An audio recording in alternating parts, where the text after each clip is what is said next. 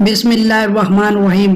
پیارے پیارے اسلامی بھائیوں، پھر بن یامین نے کہا، اس میں شک نہیں کہ حضور کی برادری کا درجہ بلند ہے۔ اگر آپ کو ابراہیمی خطاب بھی حاصل ہوتا تو میرے دل کی حسرت پوری ہوتی۔ حضرت یوسف نے کہا، بے تیرا بھائی جو گم ہو گیا تھا میں ہی ہوں، لیکن اس راز کو بھائیوں سے مت کہنا۔ بن یامین خوش ہوئے اور کہا، اب تو میں مصر سے باہر نہ جاؤں گا اور آپ کی جدائی کو کسی قیمت سے راضی نہ ہوگا۔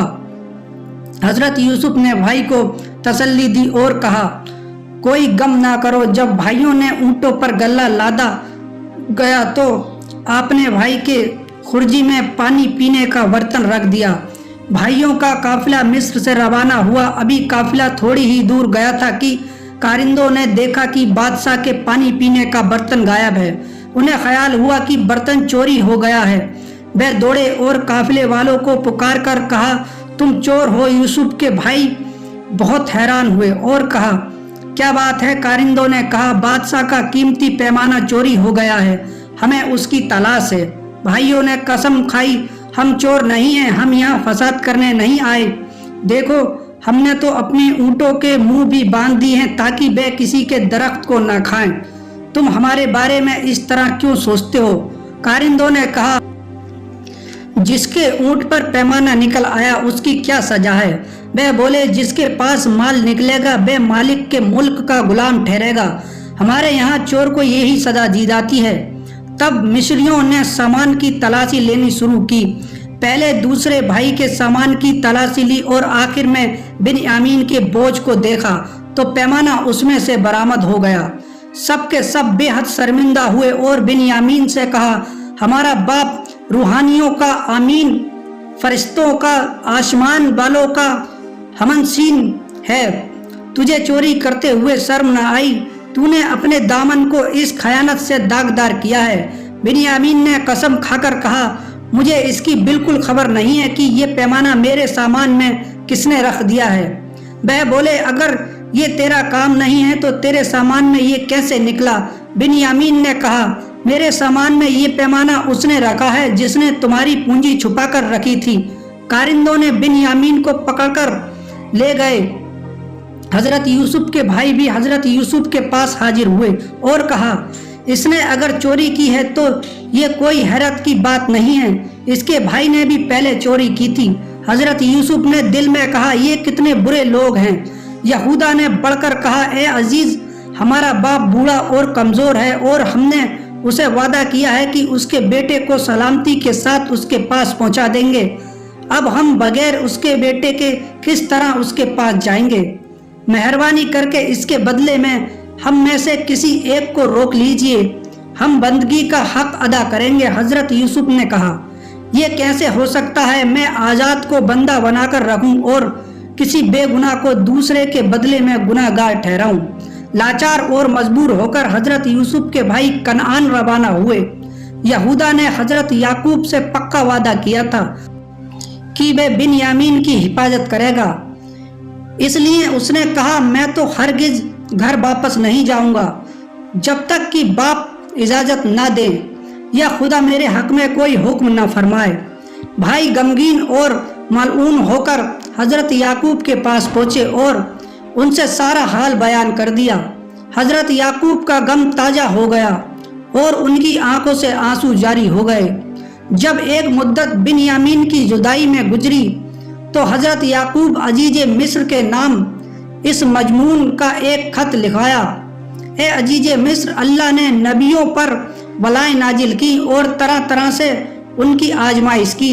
میرے دادا حضرت ابراہیم کو آگ میں ڈالا گیا اور انہوں نے صبر کیا، ان کے واسطے خدا نے آگ کو گلزار کر دیا۔ میرے چچا اسماعیل کے گلے پر چھری رکھی۔ میرا پیارا بیٹا جسے میں دل و جان سے عزیز رکھتا تھا، جو میرے دل کی قوت اور آنکھوں کی ٹھنڈک تھا، اس کے بھائی اسے جنگل میں لے گئے اور اس کی خون سے بھری قمیض مجھے لا کر دکھائی اور مجھے خبر دی کہ اس کو بھیڑیا کھا گیا۔ میرا ایک دوسرا بیٹا جو اس بچھڑے ہوئے بیٹے کا حقیقی شگا بھائی تھا، اب اس کے بھائیوں نے خبر دی ہے کہ اس کو عزیز مصر نے گرفتار کر رکھا ہے۔ نبوت کے گھرانے والوں کو चोरी से क्या निस्बत। मुझे तुमसे उम्मीद है कि उस बेटे को वापस कर दोगे ताकि बाप को तसल्ली हो, वह तुझे दुआएं देगा। कासिद ये खत लेकर मिस्र को रवाना हुए और हजरत यूसुफ की खिदमत में ये खत पेश किया। हजरत यूसुफ ने जब खत को पढ़ा तो आंखें नम हो गईं और इस खत के जवाब में लिखा, मैंने खत देखा और तुम्हारी परेशानी और गम से वाकिफ हुआ। इसका इलाज और इसकी दवा सब्र है। सब्र के अलावा और कोई भी चारा नहीं। सब्र करो कि जैसे कि पिछले ने सब्र किया, इस तरह अपनी मुराद को पहुंचोगे जैसे वे अपनी मुराद को पहुंचे। कासिद जब खत का जवाब लेकर हजरत याकूब के पास पहुंचा और हजरत याकूब ने खत पढ़वा कर सुना तो फरमाया, ये तो नबियों के कलाम जैसा है। और बेटों से कहा, मिस्र जाओ और दोनों भाइयों की तलाश करो। खुदा की रहमत से मायूस मत हो। मुझे तो इस खत से ऐसा लगता है कि वे जरूर मिलेंगे। इस खत से तो मिलने की खुशबू आती है। भाइयों ने तैयारी की और जो कुछ थोड़ी बहुत पूंजी हासिल थी लेकर रवाना हुए। मिस्र पहुंचकर वे हजरत यूसुफ की खिदमत में हाजिर हुए और निहायत आजिजी से कहा, ए अजीज, हजरत याकूब का घर भूखा और परेशान है। अगर ये थोड़ी सी पूंजी कबूल करें और कुछ अपनी तरफ से ज्यादा दें तो खुदा सदका करने वालों को ज्यादा देता है। हजरत यूसुफ ने जब ये दर्द भरी बात सुनी तो उनका दिल पिघल गया और फिर वे देर तक अपने आप को छुपा न सके। फरमाया, क्या तुम्हें खबर है कि तुमने यूसुफ और उसके भाई के साथ क्या मामला किया था? वे बोले, क्या आप यूसुफ हैं? हजरत यूसुफ ने कहा, हाँ मैं यूसुफ हूँ और ये मेरा भाई है। भाइयों ने कहा, खुदा की कसम, अल्लाह ने हम पर आपको हमारे मुकाबले में बुजुर्गी और बड़ाई दी और बेशक हम खताकार हैं। हजरत यूसुफ ने कहा, आज तुम पर कोई इल्जाम नहीं, खुदा तुम्हें माफ करेगा, वही सबसे बढ़कर रहम करने वाला है। मेरी कमीज ले जाओ और उसे बाप के मुंह पर डाल दो ताकि रोशनी लौट आए और अपने सब घर वालों को लेकर यहाँ आओ। जब सुबह हुई तो यहूदा हजरत यूसुफ की कमीज को लेकर रवाना हुआ। शहर के दरवाजे से बाहर होकर उसने हजरत यूसुफ की कमीज को झटका दिया। उधर हजरत याकूब को उसकी खुशबू महसूस हुई और वे अपने पोते से बोल पड़े, अगर तुम मुझे दीवाना ना कहो तो मुझे तो यूसुफ की महक आ रही है। पोते बोले, आपको तो वही पुरानी खपत है और यूसुफ की मोहब्बत में ऐसे दीवाने हो गए हो कि ऐसी वैसी बातें करने लगे हो। अभी चंद ही रोज गुजरे थे कि यहूदा आ पहुंचा और उसने हजरत यूसुफ की कमीज बाप के चेहरे पर डाल दी। हजरत याकूब की बीनाई लौट आई और उनके मुस्कुराए हुए जिस्म में कुव्वत और तवानाई दौड़ गई। फरमाया, क्या मैं कहता ना था कि मुझे खुदा की तरफ से वह सब मालूम है जो तुम नहीं जानते। वे लोग बोले, अब्बा जान, हमारे लिए अपने रब से माफी की दुआ करें, खुदा तो बड़ा माफ करने वाला और रहीम है। हजरत याकूब ने यहूदा से पूछा, तूने यूसुफ को किस हाल में छोड़ा? उसने कहा, यूसुफ तमाम मुल्क पर हाकिम है। हजरत याकूब ने फरमाया, मैं मुल्क और हुकूमत की बात नहीं पूछता, तुमने उसे किस दीन और मजहब पर पाया? उसने कहा, मैंने उसे इब्राहिम के और आपके दीन पर पाया। हजरत याकूब खुश हुए और दुआएं दी कि दूसरे दिन हजरत यूसुफ के कासिद पहुंचे। उसके साथ ऊंट और घोड़े की सवारियां थीं। वे दरअसल में हजरत याकूब और उनके घर वालों को लेने आए थे। हजरत याकूब अपने घर वालों के साथ मिस्र रवाना हुए। जाते वक्त पड़ोसियों के हक में दुआ की। पड़ोसी उनकी जुदाई से गमगीन और रंजीदा थे। जब हजरत याकूब मिस्र पहुंचे तो हजरत यूसुफ ने उनका इस्तकबाल किया और उन्हें तख्त पर बिठाया। उस वक्त सभी हजरत यूसुफ के आगे झुक गए। हजरत यूसुफ ने फरमाया, अब्बा जान, ये मेरे ख्वाब की ताबीर जो मैंने पहले देखा था, ये इशारा उस ख्वाब की तरफ है जो हजरत यूसुफ ने बचपन में देखा था। उन्हें चांद, सूरज और 11 सितारे सजदा कर रहे हैं। हजरत यूसुफ ने कहा, मेरे रब ने मेरा ख्वाब सच्चा कर दिया। उसने मुझ पर एहसान किया, जबकि उसने मुझे कैद खाने से रिहाई बख्शी और आप लोगों को देहात से यहाँ ले आया। हालांकि शैतान ने मेरे और मेरे भाइयों के बीच फसाद डाल दिया था। बेशक मेरा रब जो चाहता है उसके लिए अच्छी तदबीर करता है।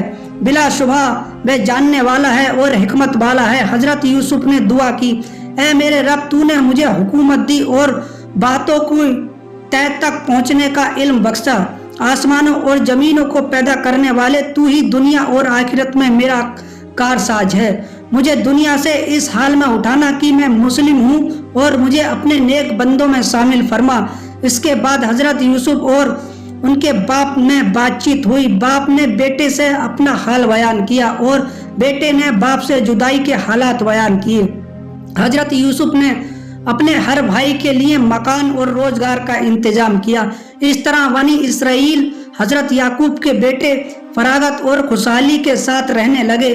حضرت یعقوب 24 سال تک حضرت یوسف کے ساتھ رہے۔ ان کے انتقال کا جب وقت آیا تو انہوں نے اپنے بیٹوں کو تاکید کی کہ وہ ابراہیمی مذہب پر قائم رہیں گے اور اس خدا کی بندگی کریں گے جو ایک ہے، جس کا کوئی شریک نہیں۔ حضرت یعقوب کے انتقال کے بعد حضرت یوسف ایک عرصے تک زندہ رہے۔ حضرت یوسف کے ذریعے رعایا کو بڑا آرام ملا۔ آپ کی کوشش سے مصر کا بادشاہ بھی مسلمان ہوا۔ جب موت کا وقت قریب آیا تو حضرت یوسف نے امارت اور ریاست بنی اسرائیل یہودا کے سپرد کی اور اپنے خدا سے جا ملے۔ پیارے پیارے اسلامی بھائیوں، ہمارے اس ویڈیو میں آخری بھاگ 9 کا 7واں حصہ سنا۔ میں امید کرتا ہوں یہ حصہ بھی آپ کو پسند آیا ہوگا۔ ایسے ہی اسلامی معلومات کے لیے ہمارا چینل سبسکرائب کریں اور یہ ویڈیو دوسرے مومن بھائیوں کو شیئر کریں۔ جلد ہی انشاءاللہ بھاگ 10 حضرت ایوب علیہ السلام کا واقعہ آپ کی خدمت میں لے کر حاضر ہوں گے۔ خدا حافظ۔